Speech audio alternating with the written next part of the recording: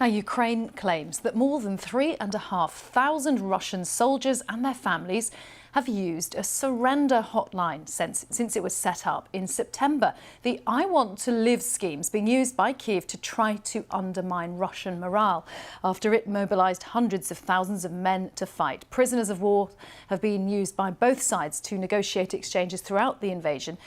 The BBC hasn't been able to verify how many Russian soldiers have surrendered because Moscow hasn't released the figures. But let's talk to James Waterhouse, who's in Dnipro. And James, you've had a glimpse of a part of this war we don't usually see.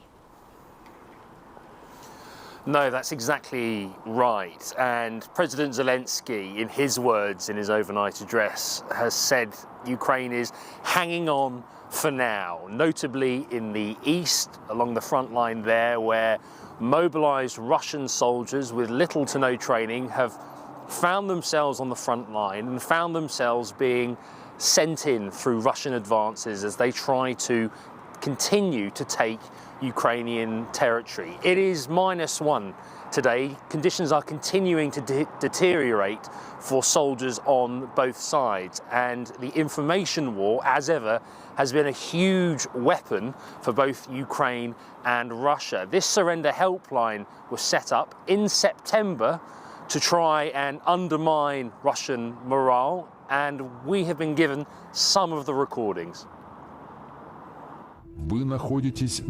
A Ukrainian message for Russian soldiers.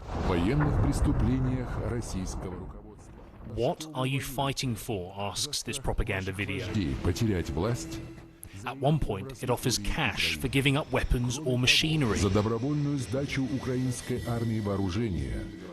Before two numbers appear, Ukraine's surrender hotline. From front line to phone line. This secretive operation takes place in Kyiv. One call operator, who we've kept anonymous, says she gets up to 100 inquiries a day. There are different calls. They tend to happen more in the evening or nighttime. It's because, she says, it's the only time they're alone. We've been given some recordings and used actors to voice them. Hello, this is the Center for Surrender into Captivity. Hello, I was given this number and was told that this is how you can voluntarily surrender. I'm in Kherson region. First, can you please go on Telegram, find the I Want to Live chatbot and complete the questionnaire? I can't. They took our phones. I just don't understand exactly what to do when Ukrainians come. Do I drop to my knees or what? When you're on the front line, call us right away. I'm not alone here. There's a group of people. They say here in Russia they will put us to jail for 10 years. Often it's part desperate, part frustrated or lost, because they don't fully understand how the hotline works and whether it's not just a setup. Once they're located, more instructions are given. We're not told what they are. We haven't been mobilized yet, but we are already here. I will purposefully speak in a convoluted way. When do I call?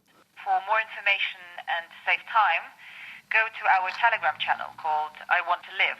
So it's not fake? It's the only channel where all official information is posted about procedures and how things happen.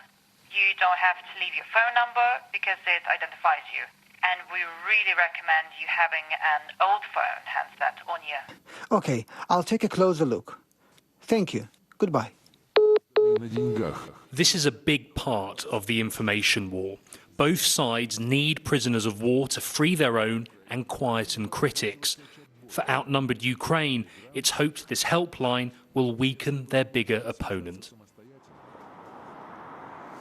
Early on in this invasion, when Russia launched its full-scale attack, Ukraine lost a lot of men, notably in the defense of cities like Mariupol in the southeast. Then in September, there was a change in the tide where we saw numerous counter-offensives by Kyiv, notably in the east and south with the recent falling of Kherson.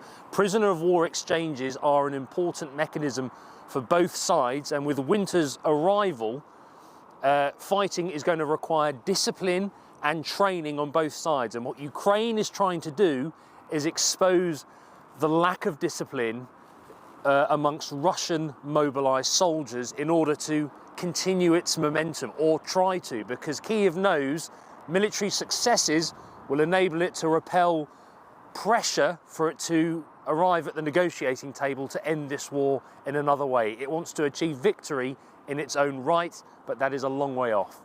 James, thank you very much. James Waterhouse there in Dnipro. Absolutely fascinating report. Thank you, James. Hearing those voices of young Russian men who do not want to be there, calling that helpline.